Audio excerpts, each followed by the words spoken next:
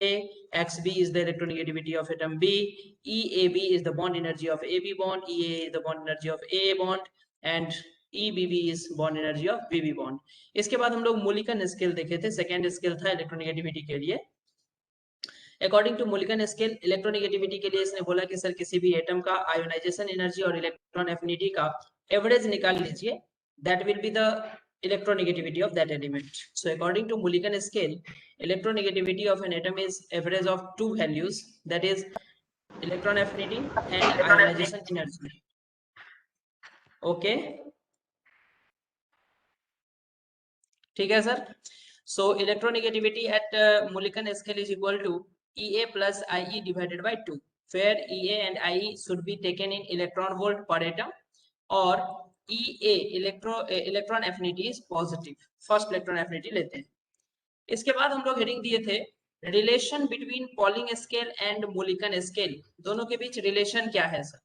Relation between Pauling scale and Mulliken scale. So electronegativity in Mulliken scale, ये जो आप EM देख रहे हैं,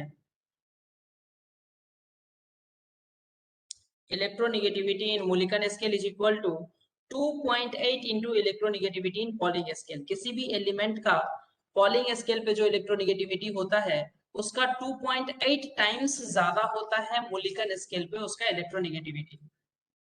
ये रिलेशन हमें यही बताता है, ठीक है, कि सर किसी भी एलिमेंट का जो इलेक्ट्रोनेगेटिविटी पॉलिंग स्केल पे होता है, it is 2.8 times higher lower than the electronegativity at Mulliken scale. तो सर अगर हम पॉलिंग स्केल पे इलेक्ट्रोनेगेटिविटी का फॉर्मूला आयोनाइजेशन एनर्जी और इलेक्ट्रॉन एफिनिटी के टर्म्स में लिखना चाहें तो क्या लिखेंगे? तो sir electronegativity in Mulliken scale is what? Ionization energy plus electron affinity divided by 2. तो sir ionization energy plus electron affinity divided by 2, अगर हम इसको मल्टीप्लाइड बाय 2.8 कर दें, sir your screen is visible but what, your voice is not audible. ऐसा कैसे? Voice audible नहीं है? No sir, audible. Yes sir, Sipra audible. आपके साइड से प्रॉब्लम होगा, अभी तो ठीक चल रहा है, ये आपके साइड से इशू हो सकता है, चेक कर लीजिए एक बार. So relation between Pauling scale and Mulliken scale में, Mulliken स्केल जो होता है वो 2.8 टाइम्स हायर होता है पॉलिंग स्केल से. क्लियर? तो ये रिलेशनशिप है, फटाफट ये हेडिंग लिख लीजिए आप लोग, relationship, relation between Pauling scale and Mulliken scale. यही हेडिंग हम दिए थे प्रीवियस क्लास में, हम आपको यहीं पे छोड़े थे. Electronegativity in Mulliken scale is equal to 2.8 into electronegativity in Pauling scale, that is electronegativity in Pauling scale equal to ionization energy plus electron affinity divided by 2 into 2.8.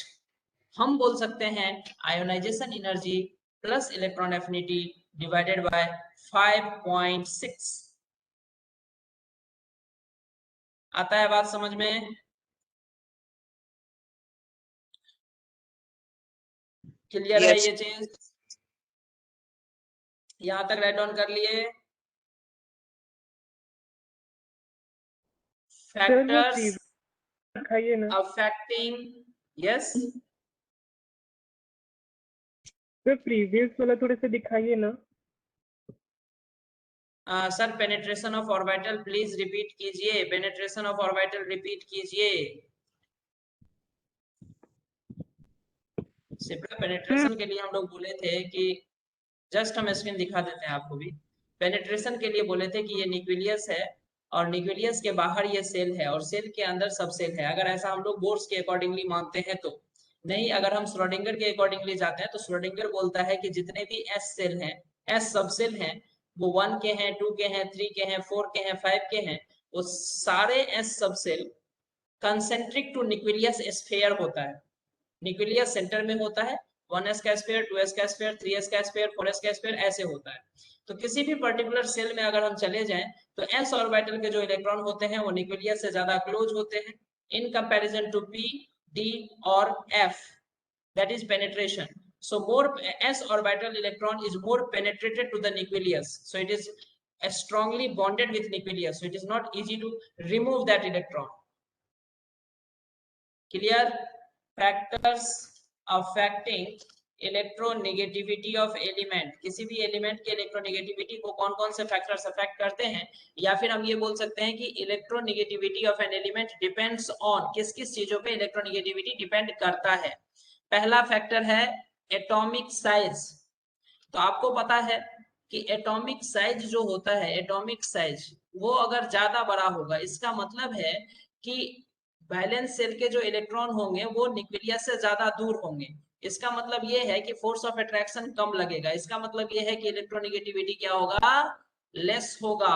और इसीलिए आपको पता है कि इन द पीरियोडिक टेबल जब हम लोग left से राइट जाते हैं, पीरियोडिक टेबल में जब हम लोग लेफ्ट से राइट की तरफ जाते हैं, तो एटॉमिक साइज क्या होता है बताइए, एटॉमिक साइज क्या होता है, डिक्रीज करता है। तो इलेक्ट्रोनेगेटिविटी क्या होना चाहिए, इंक्रीज करना चाहिए। होता भी सही है सर, मेटल का इलेक्ट्रोनेगेटिविटी सबसे कम, नॉन मेटल का इलेक्ट्रोनेगेटिविटी सबसे ज्यादा।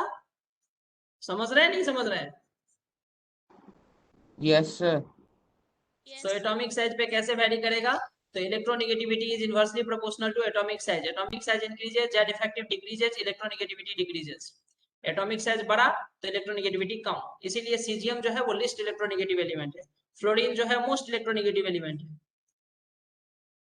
atomic size increases, z effective decreases, electronegativity decreases. Electronegativity is related with atomic size by inversely relation, inversely proportional. Relation क्या है इसका, इनवर्सली प्रोपोर्शनल। सेकेंड पैरामीटर है effective nuclear charge, Z effective के directly proportional होंगे।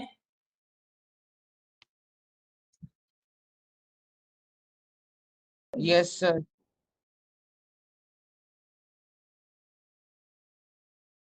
Z effective के directly proportional होगा। Third point है charge on cation. Higher the charge on cation, more will be the Z effective and higher the electronegativity. बात समझ में आता है? देखिए एल्यूमिनियम है, अब एल्यूमिनियम प्लस है, एल्यूमिनियम 2 प्लस है और एल्यूमिनियम 3 प्लस। अब एल्यूमिनियम प्लस में नंबर ऑफ इलेक्ट्रॉन और प्रोटॉन की बात करिए, प्रोटॉन तो सब में कांस्टेंट रहेगा क्योंकि एटॉमिक नंबर नहीं बदल रहा है।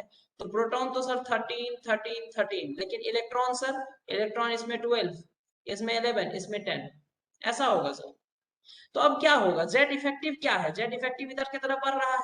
फोर्स ऑफ अट्रैक्शन मतलब तीसरा के बाद अगर आप चौथा इलेक्ट्रॉन निकालना चाहेंगे, इम्पॉसिबल है, ऐसा नहीं निकलेगा, इसकी इलेक्ट्रोनेगेटिविटी बहुत ज्यादा हो गई है। सो कैटायन पे चार्ज जितना बढ़ेगा इलेक्ट्रोनेगेटिविटी उतना हाई होगा। सो चार्ज ऑन कैटायन बोला गया कि higher the charge on cation more will be the Z effective, higher the electronegativity. क्या समझ में आया?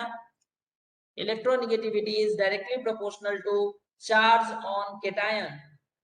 Electronegativity is directly proportional to charge on cation.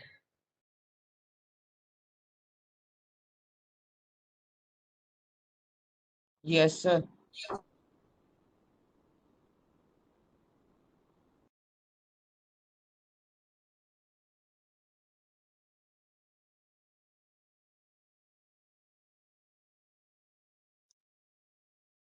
तो तीनों पॉइंट क्लियर है सबको? Factors affecting electronegativity of element, atomic size, effective nuclear charge and charge on cation.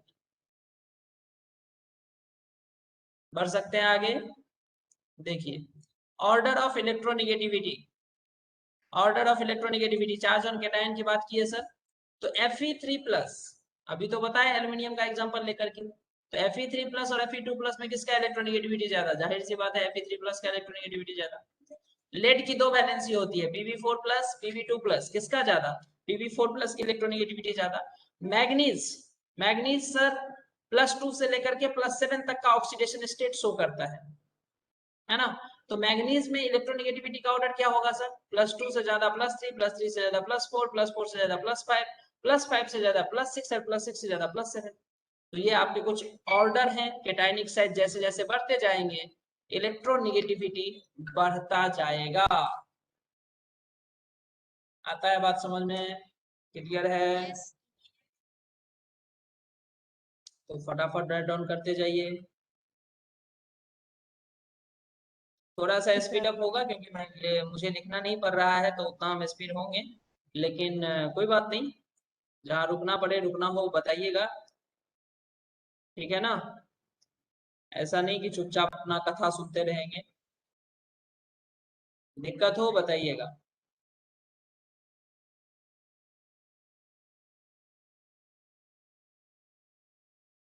हम कोशिश करेंगे थोड़ा सा पेज को मिनिमाइज करने का, थोड़ा टाइम देंगे आपको लिखने के लिए, जो ये नहीं है। फोर्थ नंबर पॉइंट है charge on anion. Higher the charge on anion, can you slide up Shweta Singh? क्या अभी तक आप सेकेंड पॉइंट ही लिख रहे हैं? ऐसे कैसे होता है, या तो बीच में निकल गए थे?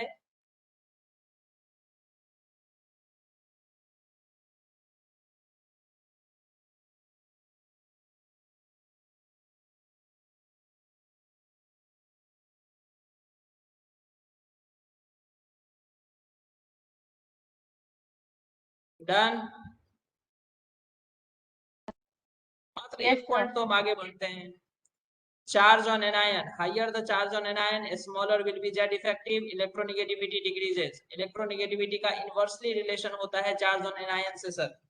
एनायन पे जो चार्ज होगा उससे इनवर्सली रिलेटेड होंगे इलेक्ट्रोनेगेटिविटी। सेम एक्सप्लेनेशन कि सर इलेक्ट्रोनेगेटिव एनायन चार्ज का मतलब होता है gain of electron, negative charge का मतलब होता है gain of electron, number of electron बढ़ता जाएगा और प्रोटॉन तो कांस्टेंट रहेंगे, तो जेड इफेक्टिव घटेगा, इलेक्ट्रोनेगेटिविटी भी घटेगा। उस एनायन को फर्दर इलेक्ट्रॉन कम हो जाएगी, है कि नहीं? सो ऑर्डर ऑफ इलेक्ट्रोनेगेटिविटी देखिए यहाँ पे क्या लिखा गया है, n माइनस का ज्यादा होगा in comparison to n2 minus, and electronegativity of N2 minus is greater than N3 minus। Oxygen के लिए O माइनस की इलेक्ट्रोनेगेटिविटी ज्यादा होगी O2 माइनस से। करेक्ट है ना? Yes, sir.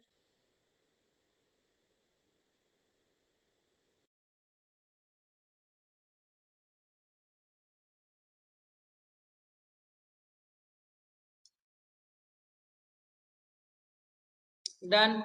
चलिए, हम जो फिफ्थ पॉइंट लिखे हैं ना, इसको थोड़ा सा दिक्कत होगा आपको समझने में, लेकिन कोशिश करिए, आप इस चीज को ऐसे मत समझिएगा। हम यहाँ पे लिखे हैं हाइब्रिडाइजेशन ऑफ एलिमेंट। अब अभी तो हम लोग केमिकल बॉन्डिंग तो पढ़े नहीं है, तो हाइब्रिडाइजेशन अपने को पता नहीं है। लेकिन नहीं भी पता है तो आपको सिर्फ ये समझना है कि higher is the percentage of s character of the element in the given compound, more closer will be the orbital to the nucleus, hence more will be the attraction between nucleus and electron, so higher the electronegativity। अपने को statement लिख लेना है और क्या करना है समझिए। हाइब्रिडाइजेशन स्टेट हम आपको मेंशन कर दिए हैं sp, sp2, sp3। सर हमें ये नहीं जानना कि sp3 हाइब्रिडाइजेशन स्टेट क्या है, ये हम केमिकल बॉन्डिंग में जानेंगे अच्छे से, हाइब्रिडाइजेशन पूरा का पूरा कॉन्सेप्ट ही है। तो सर sp हाइब्रिडाइजेशन क्या होता है, sp2 क्या होता है, sp3 क्या होता है, हमें फिलहाल ये नहीं जानना है। हमें फिलहाल ये जानना है कि अगर किसी भी कंपाउंड में किसी एक एलिमेंट का हाइब्रिडाइजेशन स्टेट sp है, तो हम ये बता सकते हैं सर कि उसमें s का कितना परसेंट, 50%, और p का कितना परसेंट, 50%। ये तो मैथ हुई ना बात, क्या बोलते हो? ये केमिस्ट्री थोड़ी है, ये तो मैथ है। sp में s कितना परसेंट, 50%, p कितना परसेंट, 50%, sp2 में s कितना परसेंट बोलो, 33.3%। समझ रहे हो? sp3 में s कितना परसेंट, तो sp3 में सर s का परसेंटेज अगर आप निकालेंगे सर ये होगा 25%। तो क्या ये परसेंटेज समझ में आया आपको, या ये भी नहीं समझ में आया? Yes, sir. Yes, sir. Percentage निकालने तो आता है ना दोस्त। 1 out of 1, 1 out of 2, 50%, 1 out of 2, 1 out of 2 कितना हुआ, 50%, 1 out of 3 कितना हुआ, 33.3%, 1 out of 4 कितना हुआ, 25%। तो ये तो परसेंटेज की बात हुई। तो सर s की परसेंटेज जितना ज्यादा होगा उसकी इलेक्ट्रोनेगेटिविटी उतना ज्यादा होगा, हम ये बोलना चाह रहे हैं। अभी आप बोलेंगे सर ये कैसे, हमको समझ में नहीं आ रहा है। अरे समझ में आ जाएगा जब हम आपको हाइब्रिडाइजेशन पढ़ा देंगे, और तब जब हम आपको बताएंगे कि देखो CH3C और यहाँ पे हो गई ट्रिपल बॉन्ड और ये हो गया CH, और बताएंगे कि इस कार्बन का हाइब्रिडाइजेशन sp है, और जब sp आपको समझ में आ जाएगा कि इसका हाइब्रिडाइजेशन sp है, तो आपको ये रूल याद रहेगा कि सर इसकी हाइब्रिडाइजेशन sp है, इसीलिए इसमें 50% s कैरेक्टर है। इस कार्बन की हाइब्रिडाइजेशन sp3 है, इसीलिए इसमें मात्र 25% s कैरेक्टर है। इसीलिए इस पे नेगेटिव चार्ज ज्यादा स्टेबल होगा, क्योंकि इस कार्बन की इलेक्ट्रोनेगेटिविटी ज्यादा होगी इस कार्बन के कंपैरिजन में। इसीलिए ये H+ दे के एनायन बना सकता है, इसीलिए ये एसिडिक कार्बन है। ये सारी प्रॉपर्टी आपको वहां समझ में आएगा कि नहीं आएगा, बोलो? तो फिलहाल हमें सिर्फ ये समझना है कि सर s कैरेक्टर बढ़ने से हाइब्रिडाइजेशन स्टेट में अगर s कैरेक्टर बढ़ेगा तो उस एलिमेंट की इलेक्ट्रोनेगेटिविटी बढ़ जाएगी, और जिस इलेक्ट्रॉन की एलिमेंट की इलेक्ट्रोनेगेटिविटी ज्यादा होता है वो नेगेटिव चार्ज एकोमोडेट करके रख सकता है। अब सोडियम थोड़ी Na- बनाता है यार, ऑक्सीजन O- बनाता है, फ्लोरीन F- बनाता है। तो ये जो इलेक्ट्रोनेगेटिव एलिमेंट है वो नेगेटिव चार्ज होल्ड करता है। बात समझ रहे हो नहीं समझ रहे हो? Yes sir. तो हमें लिखना है कि सर हाइब्रिडाइजेशन थ्योरी हमें केमिकल बॉन्डिंग में पढ़नी है। Hybridization of an element higher is the percentage of s character. किसी भी एलिमेंट के हाइब्रिडाइजेशन स्टेट में s कैरेक्टर, s का परसेंटेज अगर ज्यादा है तो उस एलिमेंट का then in a given compound more closer will be the orbital. अब ये ऑर्बिटल मोर क्लोजर क्यों होते हैं? क्योंकि s पेनिट्रेशन अभी समझाया आपको, पेनिट्रेशन की वजह से। तो more closer will be the orbital to the nucleus, hence more will be attraction between nucleus and electron, so higher the electronegativity। हम बोले हैं परसेंटेज s कैरेक्टर, देखिए sp में हाफ इंटू 100 50%, 1/3 इंटू 100 33.33%, sp3 में 1/4 इंटू 100 25%। तो ये है percentage का ऑर्डर। तो सर इलेक्ट्रोनेगेटिविटी क्या होगा? sp वाले का ज्यादा होगा, देन sp2 देन sp3। क्या पॉइंट क्लियर हुआ नहीं हुआ, बोलो?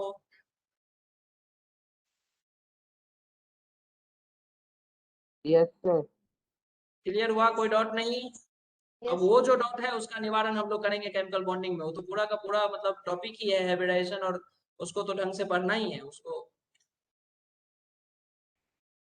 और यहाँ पे चीज नहीं है। लेकिन बस वहां पे ये बातें जरूर ध्यान रखिएगा कि इलेक्ट्रोनेगेटिविटी पे हाइब्रिडाइजेशन का क्या इफेक्ट होता है, इसीलिए ये पॉइंट यहाँ मेंशन करना जरूरी था।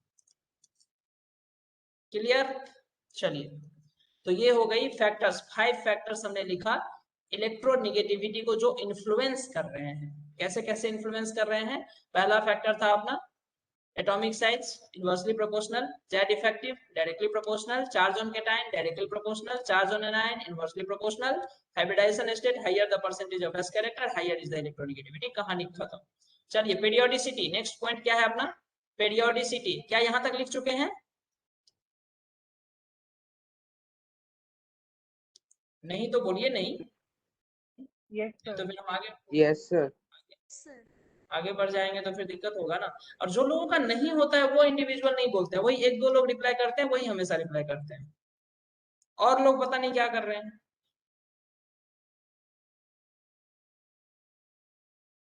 चलिए, so next periodicity along the period left से right atomic size decreases, Z effective increases, इसीलिए इलेक्ट्रोनेगेटिविटी इंक्रीजेस। आपको पता है लेफ्ट साइड में लेस इलेक्ट्रोनेगेटिव मेटल होते हैं और राइट साइड में मोर इलेक्ट्रोनेगेटिव नॉन मेटल होते हैं।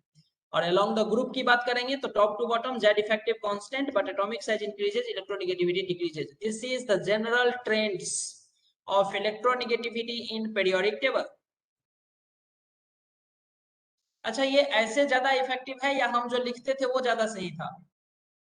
चलिए कोई नहीं, आज मुझे लगा पुराना डॉक्यूमेंट्स मिल गया और ठीक ठाक यहाँ पे थ्योरी लिखा था, तो मैं थोड़ा आराम करने लगा कि चलो आज मैं लिखूंगा नहीं, सिर्फ एक्सप्लेन करूंगा। बट इसमें थोड़ा राइट डाउन करने में बच्चों को दिक्कत होता है, इसमें थोड़ा फास्ट अप हो ही जाता है, चीजें एक्सप्लेन करने के लिए बहुत ज्यादा होता नहीं है, तो तुरंत एक्सप्लेनेशन हो जाता है। जो बच्चे समझ रहे होते हैं उनको लिखने में थोड़ा टाइम लग जाता है। तो बोलते रहिएगा, नहीं लिखा हो तो बोलिएगा, ऐसे नहीं चुपचाप सुन रहे हैं। और हाँ, स्क्रीनशॉट बिल्कुल मत लीजिएगा गाइस, स्क्रीनशॉट नहीं, रेगुलर क्लास में स्क्रीनशॉट नहीं।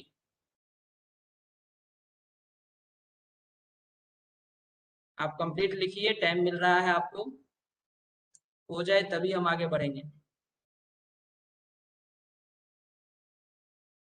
ये स्क्रीनशॉट हमेशा मोबाइल में एज ए स्क्रीनशॉट ही रह जाता है, वो कभी कॉपी में हो नहीं पाता है, ठीक है ना? Sir done. Done, periodicity done. चलिए कुछ अपने पास इम्पोर्टेंट एग्जाम्पल वाइज कुछ इम्पोर्टेंट इलेक्ट्रोनिगेटिविटी है जिसका इलेक्ट्रोनिगेटिविटी हमें याद रखना चाहिए। और मैं आपको बताऊं ये याद रखना आसान भी है। हाइड्रोजन की इलेक्ट्रोनिगेटिविटी 2.1 याद रखिए आप। जो सेकेंड पीरियड एलिमेंट है lithium, beryllium, boron, carbon, nitrogen, oxygen, fluorine, neon, आपको या तो फ्लोरीन की याद रखनी है या लिथियम की याद रखनी है। आप बेटर रहता है फ्लोरीन की याद रखिए, क्योंकि आपको बताएं हम कि इलेक्ट्रोनिगेटिविटी में आपको बताया था कि इलेक्ट्रोनिगेटिविटी जो चीज है ना ये रिलेटिव है, इसका एब्सोल्यूट वैल्यू तो होता ही नहीं समझे बात। ये तो पावर है, टेंडेंसी है किसी भी एलिमेंट के रिस्पेक्ट में दूसरे का खींचने का पावर क्या है, कोई इलेक्ट्रोनिगेटिविटी है। फिर भी सर फ्लोरीन का एक एब्सोल्यूट वैल्यू दिया गया है 4, तो यहीं से बात करते हैं। ये चीजें हम याद रखते हैं कि फ्लोरीन की इलेक्ट्रोनिगेटिविटी 4 दिया गया है। इलेक्ट्रोनिगेटिविटी का कोई यूनिट नहीं होता है। अभी हम इलेक्ट्रोनेगेटिविटी और इलेक्ट्रोनिगेटिविटी का डिफरेंस देखेंगे। इलेक्ट्रोनिगेटिविटी का कोई यूनिट नहीं होता है, समझ रहे हैं? ये कंपैरिजन है सर, कोई लंबा है कोई छोटा है ये कैसे बताएंगे। हाँ ये और बात है कि सर एवरेज हाइट मान लिया जाता है कि 5 फीट 3-4 के आसपास एवरेज हाइट है, तो उससे बड़ा आदमी दिखता है तो बोल देते हैं लंबा है, उससे छोटा दिखता है तो बोल देते हैं नाटा है, छोटा है। ये एक स्टैंडर्ड साइज में ऐसा कर लेते हैं तभी तो। लेकिन वही लंबा आदमी जो 5 फीट 7 इंच का है, अमिताभ बच्चन के पास तो छोटा ही हो जाएगा ना यार। Yes, sir. Yes, sir. तो कंपैरेटिव है चीजें, कौन लंबा है कौन छोटा है कौन, ये तो कंपैरेटिव है ना। तो सर फ्लोरीन का हमको याद रखना चाहिए कि फ्लोरीन का एब्स्ट्रैक्ट वैल्यू इलेक्ट्रोनिगेटिविटी का 4 असाइन किया गया है, इसका कोई यूनिट ही नहीं है, तो यूनिट बोलते नहीं है। तो सर अब क्या करना है कि इससे 0.5 माइनस करते जाओ। ये 5, oxygen 3.5, nitrogen 3, carbon 2.5, boron 2, beryllium 1.5, lithium 1। अब यहाँ पे जो डिफरेंट डिफरेंट शेप देख रहे हो ना वो इसलिए है कि किसका किसका सेम इलेक्ट्रोनिगेटिविटी है उसको कंपेयर किया गया। जैसे हाइड्रोजन को राउंड किए ना 2.1, तो फास्फोरस का भी 2.1, तो इसको भी राउंड किए। कार्बन का देखो ट्रायंगल बनाए 2.5, तो सल्फर का भी होता है 2.5, तो उसको ट्रायंगल बनाए। मतलब वो जो आप ज्योमेट्रिकल जो शेप देख रहे हैं ना वो सेम इलेक्ट्रोनिगेटिव एलिमेंट के लिए ऐसा किए हैं। आ रहा है बात समझ में? नाइट्रोजन का 3, क्लोरीन का 3, तो उसके लिए हम लोग रेक्टेंगल बनाए हैं। आयोडीन का 2.5, तो कार्बन सल्फर और आयोडीन तीनों का सेम है, तीनों का ट्रायंगल बनाए हैं। नियन का 0 किए हैं, इनर्ट गैस है, इलेक्ट्रोनिगेटिविटी लेते ही नहीं है इसका कुछ। तो मतलब सर यहां से अगर हम ऑर्डर देखेंगे, देखिए ये जो लिखा हुआ है ना पीरियोडिक टेबल के ट्रेंड में लिखा हुआ है, period 1, period 2, hydrogen, lithium, beryllium, boron, carbon, nitrogen, oxygen, fluorine, neon, phosphorus, sulphur, chlorine, bromine, iodine. तो ये मोस्ट यूजेबल एलिमेंट है सर, इसकी इलेक्ट्रोनिगेटिविटी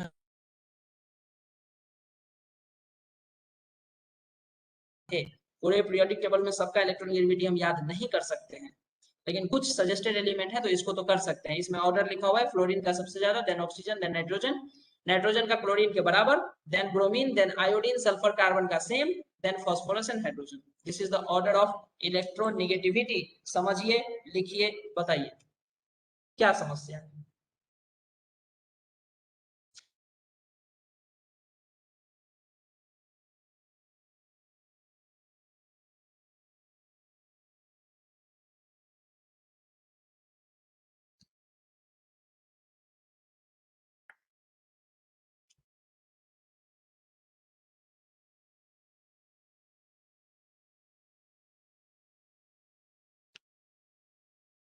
ज्योमेट्रिकल शेप समझ में आया?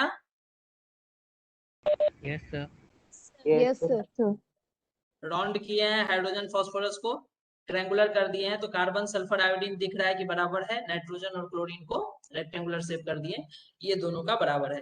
अब पीरियड 2 का याद हुआ सबका इलेक्ट्रोनिगेटिविटी, फ्लोरीन का 4, अब 0.5 सब में माइनस करते जाएंगे, तो 3.5, 3, 2.5, 2, 1.5, 1, या लिथियम से लीजिए तो 1, 1.5, 2, 2.5, 3, 3.5, 4, 0.5 का डिफरेंस है, याद रहेगा ना? Yes, sir. Yes, sir. Yes, sir. Yes, sir. तो लिख लिए क्या इसको? Our next topic is application of electronegativity. Electronegativity का एप्लीकेशन क्या है? पहला एप्लीकेशन है to predict the nature of bond. समझ लीजिए, मैं बोलता हूं सोडियम जो है वो बहुत ही स्ट्रॉन्ग मेटालिक बिहेवियर रखता है और क्लोरीन जो है वो नॉन मेटालिक बिहेवियर रखता है। इस दोनों के बीच में इलेक्ट्रोनिगेटिविटी का बहुत ज्यादा डिफरेंस है सर, बहुत ज्यादा डिफरेंस है। तो होगा क्या कि ये कंप्लीटली एक इलेक्ट्रॉन लूज कर देगा, कैटायन बना देगा, और ये कंप्लीटली एक इलेक्ट्रॉन गेन करके एनायन बना देगा। दोनों के बीच कैसे बॉन्ड बनेंगे? आयनिक बॉन्ड बनेंगे। अच्छा सर, अगर आप देखेंगे क्लोरीन और क्लोरीन को, तो क्लोरीन ये भी इलेक्ट्रोनेगेटिव और क्लोरीन ये भी इलेक्ट्रोनेगेटिव। चलिए डाइवैलेंट एटम है, इसमें समझने में तकलीफ होगी, तो चलिए हम ऐसे ले लेते हैं, PCl5 ले लेते हैं। सर ये भी इलेक्ट्रोनेगेटिव, सॉरी PCl5 पी और फास्फोरस और क्लोरीन लेते हैं, और ये भी इलेक्ट्रोनेगेटिव, दोनों इलेक्ट्रोनेगेटिव एलिमेंट, दोनों नॉन मेटल है सर। तो किसी को कैटायन बनने की टेंडेंसी नहीं है, दोनों इलेक्ट्रॉन लेना चाहता है। हाँ, तो क्या होगा कि दोनों कॉम्प्रोमाइज करेगा, ये भी इलेक्ट्रॉन शेयरिंग में देगा, ये भी इलेक्ट्रॉन शेयरिंग में देगा, और इसीलिए ये बना देगा कोवेलेंट बॉन्ड, PCl3 बन जाता है इस तरह से, और इसके पास एक लोन पेयर बच भी जाता है। तो ये होता है अपना PCl3 मॉलिक्यूल्स जो शेयरिंग से बॉन्ड बनता है। अच्छा, मतलब ये हुआ कि अगर इलेक्ट्रोनेगेटिविटी डिफरेंस बहुत ज्यादा हुआ तो आयनिक, अगर कंपेरेबल हुआ तो कोवेलेंट। अरे समझ रहे हो नहीं समझ रहे हो? तो मतलब इलेक्ट्रोनेगेटिविटी डिफरेंस के वजह से हम बॉन्ड का प्रेडिक्शन कर सकते हैं क्या? बिल्कुल। To predict the nature of bond, अगर ए और बी का इलेक्ट्रोनेगेटिविटी जीरो का डिफरेंस जीरो है, इसका मतलब प्योर कोवैलेंट बॉन्ड है, 100% कोवैलेंट बॉन्ड है। कहने का मतलब Cl2, इसमें प्योर कोवैलेंट बॉन्ड है, क्लोरीन और क्लोरीन, एकदम कहीं भी पार्शियल शिफ्टिंग नहीं होगा, इलेक्ट्रॉन का कोई शिफ्टिंग नहीं, share pair of electron exist in between the two atomic nuclei. नहीं आ रहा है समझ में? क्या ज्यादा हैवी हो रहा है क्या? नो सर, समझ में आ रहा है। तो प्योर कोवैलेंट बॉन्ड हुआ। अगर इसके बीच का डिफरेंस 1.7, तो ए और बी, ए बी के बीच 50% कोवैलेंट 50% आयनिक बॉन्ड होगा।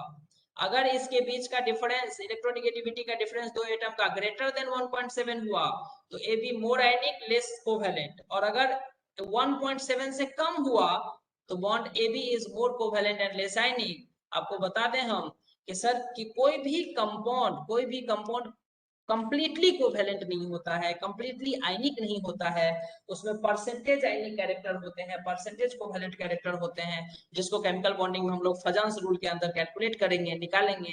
ठीक है, to predict the nature of bond, तो पहला एप्लीकेशन है कि दो एटम के इलेक्ट्रोनेगेटिविटी को देख के, उसके डिफरेंस को देख के हम ये बता सकते हैं कि उसके बीच किस नेचर का, किस तरह का बॉन्ड बनेगा। क्लियर है? तो लिख डालिए, XA minus XB equal to 0, pure covalent bond 100% covalent. XA minus XB equal to 1.7, the bond AB is 50% covalent and 50% ionic. अगर उससे ज्यादा हो गया, 1.7 से ज्यादा डिफरेंस है, तो the bond AB is more ionic, less covalent. Electronegativity difference बढ़ रहा है ना, इलेक्ट्रोनेगेटिविटी डिफरेंस बढ़ने से क्या होता है? डिफरेंस के बढ़ने से आयनिक की तरफ बढ़ने लगता है चीजें।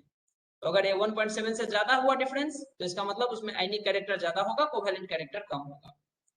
1.7 से कम है तो कोवैलेंट कैरेक्टर ज्यादा होगा, आयनिक कैरेक्टर कम होगा। फटाफट लिख डालिए इसको। दोनों एटम अगर इलेक्ट्रोनेगेटिव एटम ही है तो कोई कैटायन नहीं बनाएगा, तो होगा क्या? शेयरिंग से बॉन्ड बनेगा। तो क्या कंप्लीट शेयरिंग, क्या ये जो शेयर्ड पेयर ऑफ इलेक्ट्रॉन है वो क्या दोनों एटम के बिल्कुल सेंटर में लाई करेगा क्या? जो मोर इलेक्ट्रोनेगेटिव एटम है वो इसको ज्यादा खींचेगा ना यार, तब से क्या डिस्कशन हो रहा है इतने देर से इलेक्ट्रोनेगेटिविटी में? अगर ये ज्यादा खींचेगा तो इसमें पार्शियल चार्ज भी डेवलप हो जाएगा। तो क्या ये कंप्लीट 100% कोवैलेंट हुआ क्या?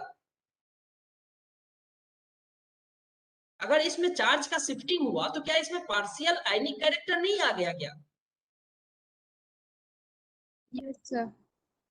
और अगर इस पे कंप्लीट चार्ज नहीं है, 1 प्लस और 1 माइनस का कंप्लीट चार्ज नहीं है, तो क्या हम इसे कंप्लीटली आयनिक भी बोल पाएंगे क्या? नहीं बोल पाएंगे। तो ना तो ये कंप्लीट आयनिक है, ना तो ये कंप्लीट कोवैलेंट है, तो पोलर कोवैलेंट इसीलिए तो आया था कॉन्सेप्ट पोलर कोवैलेंट का। इतना देर से इलेक्ट्रोनेगेटिविटी को लेकर के हम लोग क्या डिस्कस कर रहे हैं? 50% कोवैलेंट 50% आयनिक कैसे लिखेंगे? क्योंकि अभी तक तो हम समझते हैं सर कि HCl का स्ट्रक्चर ऐसे होता है, और क्यों कहीं देखते नहीं है, कहीं कहीं HCl का H प्लस और Cl माइनस ले लेता है, ऐसे नहीं देखे कभी?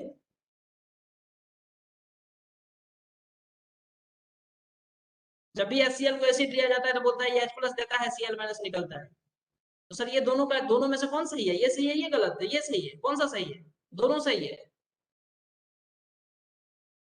अब ये है कि किस में पार्शियल आयनिक कैरेक्टर ज्यादा है, किस में पार्शियल कोवेलेंट कैरेक्टर ज्यादा है, ये अलग बातें हैं, ये कैलकुलेशन की बातें हैं सर, कि आयनिक कैरेक्टर ज्यादा होगा कि कोवेलेंट कैरेक्टर ज्यादा होगा, ये किस किस फैक्टर पे डिपेंड करेगी। तो वो सब बातें अपना फजल्स रूल क्लियर करता है कि कैटायन कैसा होना चाहिए, एनायन कैसा होना चाहिए, केमिकल बॉन्डिंग में देखेंगे डिटेल में।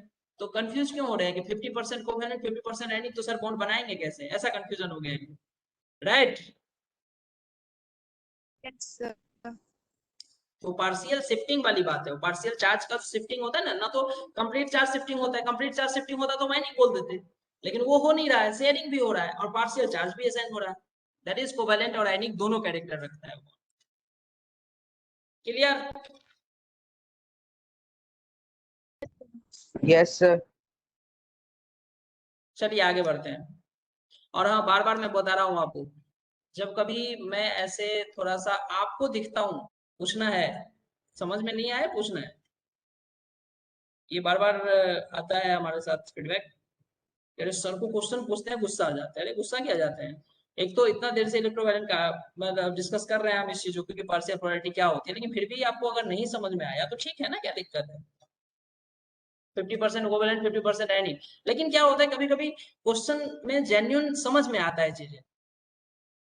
सर आप पहले डांट के फिर मनाते हैं बच्चे को, अरे नहीं नहीं, डांट के मनाते नहीं है, कभी कभी लगता है कि बच्चा जो है ना सही में मतलब मिसलीड मिस ये कर जाता है, हमको मिस इंटरप्रेट कर जाता है चीजों को, तो कभी कभी हम ये फेस करते हैं। तो मनाने वाली बात नहीं, मनाएंगे क्यों, हम आपको मना नहीं रहे हैं, हम ये बता रहे हैं कि समटाइम्स ऐसा होता है। अब जैसे अभी ये पूछा ना, तो दिक्कत समझ में आई मुझे कि 50% कोवेलेंट 50% आयनिक, अब 10th तक बच्चा बॉन्डिंग उतना डीप में नहीं पढ़ के आया है, तो उसको समझ में आ रहा है कि बॉन्ड कैसे खींचेंगे, चार्ज देंगे कि साइन देंगे, तो उसमें जेन्युइननेस समझ में आता है कि नहीं, उसको कंफ्यूजन है, तो बताया जाता है। और कभी कभी बहुत ही सिली क्वेश्चन आता है जिसमें लगता है कि अरे ये ध्यान से सुन ही नहीं रहा है, इसीलिए इसको इतना दिक्कत हुआ, तो थोड़ा ज्यादा गुस्सा आता है। बट चीजें जो भी हो, आपका काम पूछना है, आप पूछिए, मेरा काम गुस्साना है, गुस्सा के फिर भी बताना ही है तो बताएंगे, परेशान नहीं होना है, ऐसा नहीं करेंगे, गुस्साते हैं तो पूछेंगे नहीं, पूछेंगे कैसे नहीं। और ये एक्चुअल में गुस्सा वाली बात होता नहीं है, वो बताने के बाद टाइम पे टोन ही ऐसा हो जाता है, मैन्युफैक्चरिंग डिफेक्ट है, ठीक है? तो चलिए, तो sir to predict percentage ionic character, अगर हमें दो एटम के का इलेक्ट्रोनेगेटिविटी का वैल्यू गिवन है, एब्सोल्यूट वैल्यू गिवन है कि भाई ये ए एटम है, ये बी एटम है, इसकी इलेक्ट्रोनेगेटिविटी इतनी है और इसकी इलेक्ट्रोनेगेटिविटी इतनी है, तो उस केस में हम न्यूमेरिकली परसेंटेज आयनिक कैरेक्टर निकालते हैं, और उसका जो हमारा फॉर्मूला गिवन है that is 16 into xa minus xb plus 3.5 into xa minus xb का square, this is to predict percentage ionic character. तो ये फॉर्मूला है, ये फॉर्मूला आपको याद रखने होंगे, टेस्ट में डायरेक्ट आता है, याद रहेगा तो आप अप्लाई कर पाएंगे, याद नहीं रहेगा तो आप खराब हो जाएंगे, इसका दूसरा कोई ऑप्शन नहीं है, इसको आपको याद ही रखना होगा। Difference of electronegativity multiplied by 16 plus 3.5 difference of electronegativity का square. So to predict percentage ionic character equal to 16 into xa minus xb plus 3.5 into xa minus xb का स्क्वायर। इसमें समझने लायक कुछ चीजें है नहीं और ना समझाने लायक है, इसको हेने स्मिथ इक्वेशन बोलते हैं। Hannay Smith equation, xa and xb are the electronegativity of atom A and atom B। इसको xa xb एक्चुअली पढ़ते नहीं, इसको चाहिए चाय भी पढ़ते हैं, चाहिए चाय भी, बट ठीक है, आप xa xb समझिए, क्या दिक्कत है, चाय A चाय B, इलेक्ट्रोनेगेटिविटी को जो हम x से लिखते हैं ना, दैट इज एक्चुअली चाय।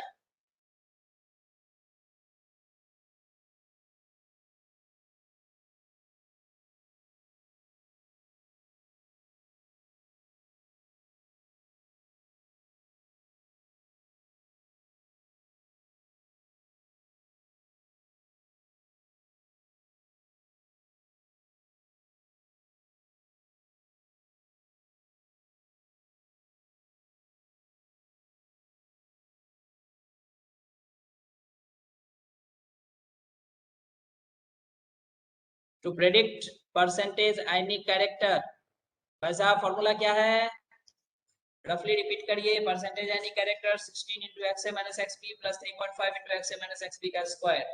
कौन सा इक्वेशन है ये? हेने स्मिथ इक्वेशन। आपको नाम नहीं पूछेगा कहीं पे, कहीं ऐसे नहीं पूछेगा क्वेश्चन में कि what is the Hannay Smith, write the Hannay Smith equation of percentage any character. आपको पूछेगा प्रेडिक्ट परसेंटेज एनी कैरेक्टर, आपको इलेक्ट्रोनेगेटिविटी दे करके परसेंटेज एनी कैरेक्टर निकालने के लिए पूछेगा, तो you should have to apply the formula, remember the formula. Hannay Smith बहुत ज्यादा इंपॉर्टेंट चीज नहीं है, बट हाँ याद रहे तो बहुत अच्छी बात। It is a Hannay Smith equation, chi A minus chi B, chi A and chi B is the electronegativity of A and B.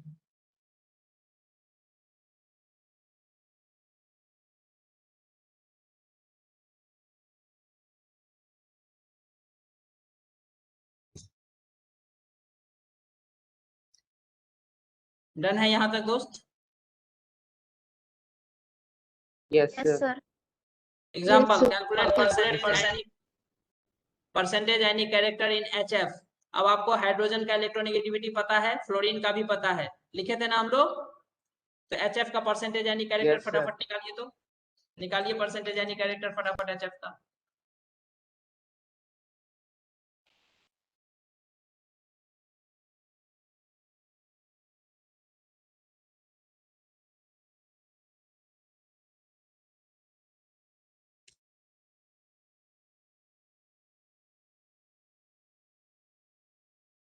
Answer बताइए फटाफट। Percentage ionic character in HF। Hydrogen का इलेक्ट्रोनेगेटिविटी कितना होता है? 2.1, फ्लोरीन का 4। बस फटाफट कैलकुलेट करिए, बस इक्वेशन पे रखना है, putting the value getting the answer, क्या करना है इसमें। परसेंटेज यानी कैरेक्टर इक्वल टू 4 माइनस 2.1 कितना होता है? 1.9। तो ठीक है ना, 16 इंटू 1.9 प्लस 3.5 इंटू 1.9 का स्क्वायर, 19 का स्क्वायर 3.6, 19 का स्क्वायर 361, 2 पॉइंट पीछे कर लीजिए, 3.61, 43.035%। तो क्वेश्चन ऐसे होंगे आप, बस हेने स्मिथ इक्वेशन याद होना चाहिए बस।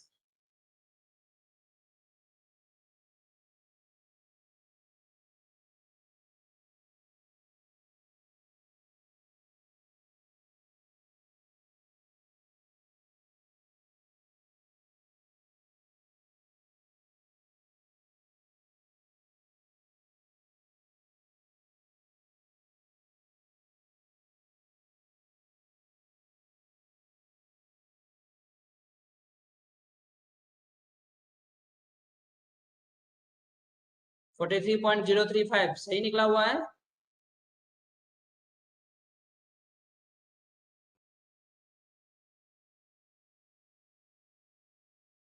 डन हो गया? Yes, sir.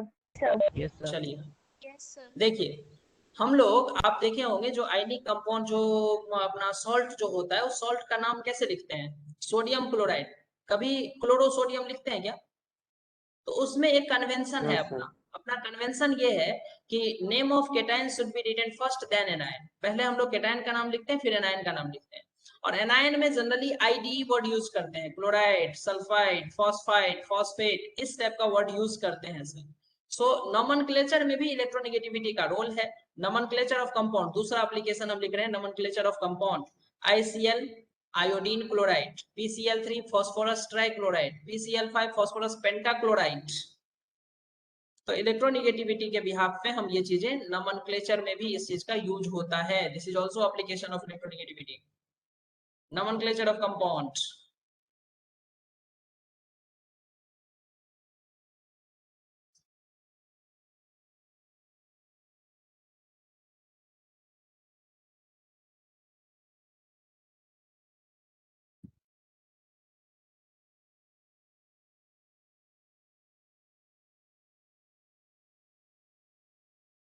डन?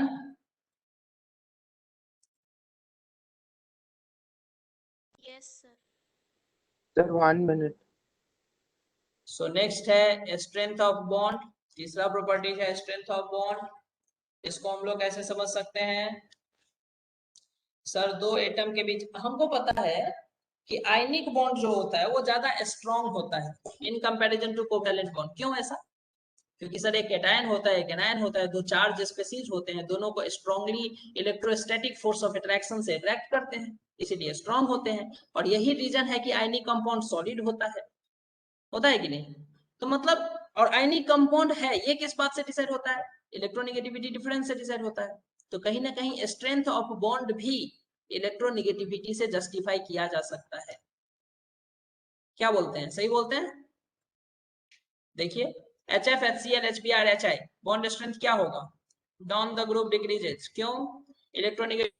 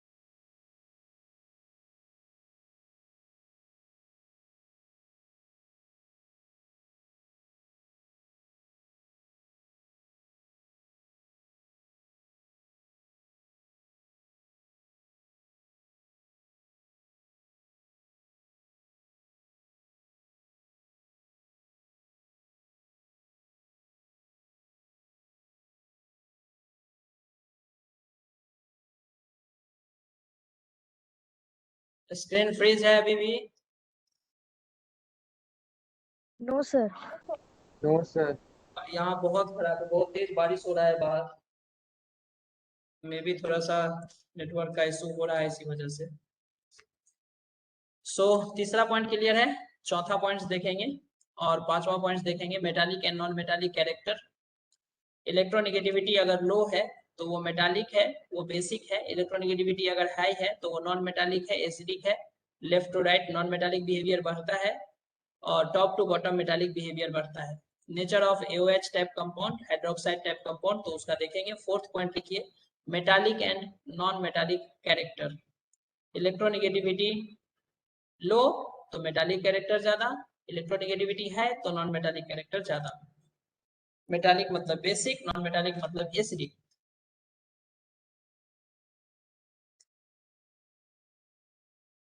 सर हाँ सर।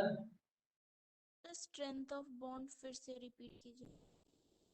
आवाज नहीं आ रहा है आपका, थोड़ा जोर से बोलिए।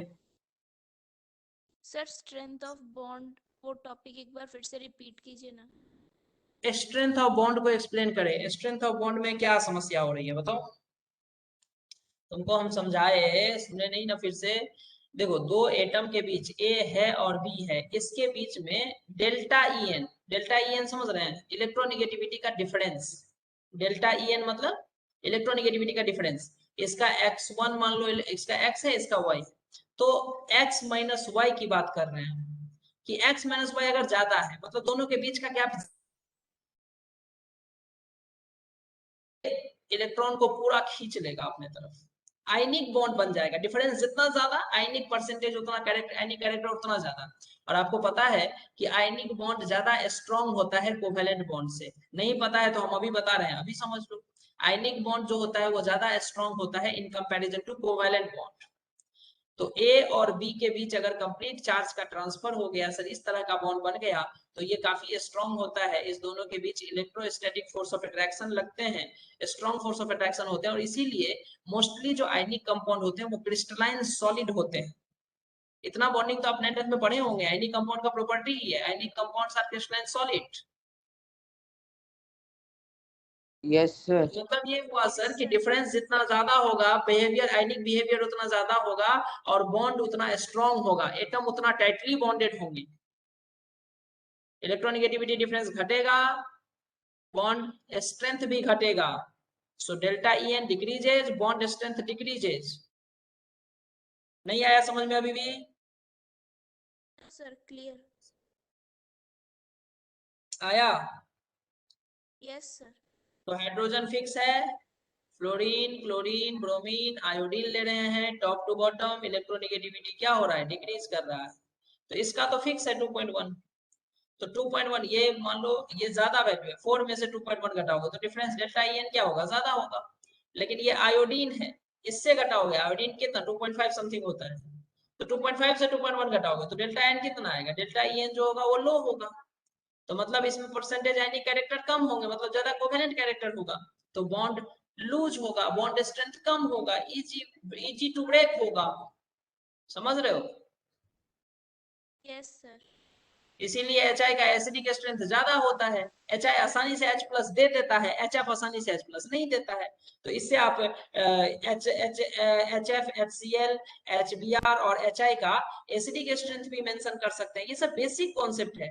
आपको बोले हम एटॉमिक स्ट्रक्चर, ठीक ना, पीरियोडिक टेबल और केमिकल बॉन्डिंग, ये 3 चैप्टर आप कर लीजिए अच्छे से, ढंग से। काफी टाइम लेते हैं हम इस 3 चैप्टर में, और ये 3 चैप्टर अगर आपको सही में समझ में आया है तो इनऑर्गेनिक पूरा कवर हो जाता है। General properties of inorganic. अब उसमें पी ब्लॉक चले जाए,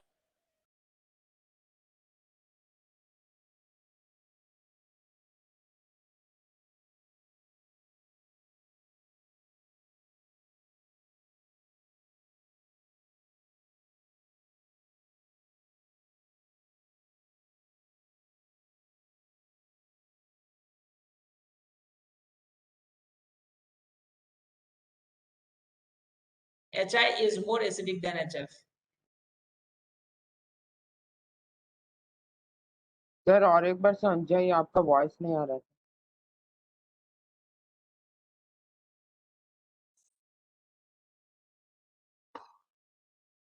ठीक है, सो आप बोलेंगे कि HI is more acidic than HF। HI का जो एसिडिक स्ट्रेंथ है वो ज्यादा है, H+ इजिली निकल जाएगा HI से, HF से H+ ज्यादा इजिली नहीं निकलेगा, फ्लोरीन H+ आसानी से नहीं देगा। तो एसिडिक कैरेक्टर भी एक्सप्लेन कर सकते हैं आप। क्लियर है? तो यस सर। Yes sir. चलिए मेटालिक एंड नॉन मेटालिक लिख दिए। Yes sir. Sir. Yes sir. चलिए एक पॉइंट और करते हैं, 5th पॉइंट आज के लिए last. Nature of AOH type compound. अगर कोई कंपाउंड AOH के फॉर्मेट में है, जैसे सोडियम हाइड्रोक्साइड हुआ ना NaOH, तो ये मेटल हुआ, इसका हाइड्रोक्साइड हुआ। तो अगर कोई इस फॉर्मेट में कंपाउंड है तो इसका मतलब है कि ये बेस है और ये OH- देगा। और अगर ये AO- और H+ देता है तो फिर ये एसिड है। एसिड कौन होता है? जो H+ देता है। बेस कौन होता है? जो OH- देता है। क्लियर है बात? एक्वस सॉल्यूशन में तो हम आपको बोले कि OH attach with metal, poly atomic cation, तो ये बेस है।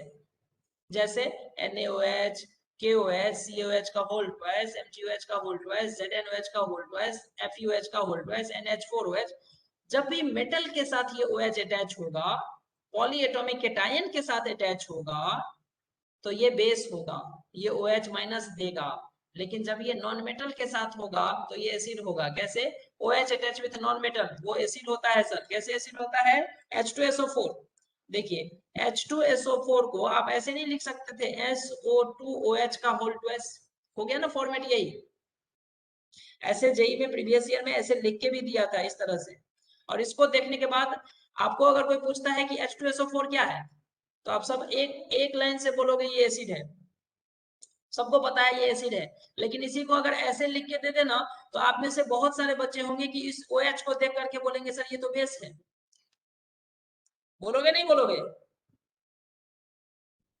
Yes sir. Yes, sir. बोलिए,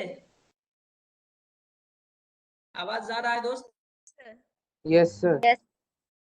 जैसे देखो BOH का होल थ्राइस कौन सा कंपाउंड है ये बताओ? ये बेस है या एसिड है?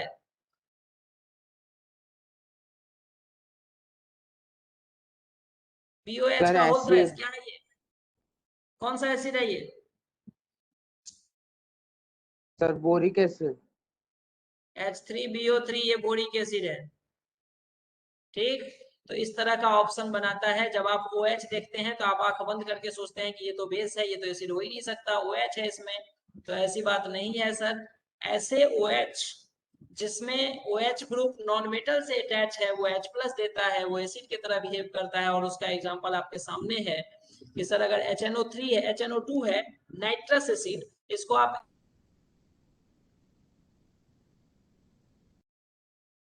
H2SO4 SO2H का होल ट्वाइस लिख सकते हैं। सो सर OH प्रेजेंट है किसी सब्सटेंस के साथ, ठीक है, लेकिन जहां पे हर जगह OH जो है वो बेस नहीं होता। अगर वो सब्सटेंस एक्वा सॉल्यूशन में OH- देता है तो बेस है, लेकिन अगर वो H+ देता है तो एसिड है। तो ऐसे क्या होते हैं? तो OH attach with metal polyatomic cation तो base, OH attach with non metal तो एसिड। आई होप यहाँ तक आपको क्लियर होगा। आप फटाफट यहाँ तक राइट डाउन कर लीजिए। आज के लिए सफिशिएंट है मेरे हिसाब से, या नहीं है सफिशिएंट? अपना टाइमिंग क्या होता है क्लास का? सर 7:30। 7:30। तो फटाफट यहाँ तक डाउनलोड ये कर लीजिए। और जिनका नेटवर्क के वजह से जो क्लास डाउनलोड नहीं किए हैं वो रुकिए थोड़ा सा, क्योंकि ये नोट्स जो है PDF में रिटेन नहीं है मेरे पास कि मैं आपको फोटो खींच के भेज दूंगा। आप स्क्रीनशॉट ले लीजिएगा। 2 मिनट रुकिए बस। क्लास कंप्लीट होते ही मैं रिकॉर्डिंग ऑफ करूंगा और आप ले लीजिएगा स्क्रीनशॉट। ठीक है ना? Yes sir. जिसका प्रॉब्लम था वो तो बोला ही नहीं है सर।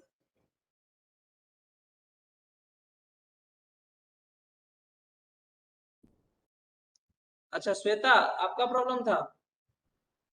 ओके।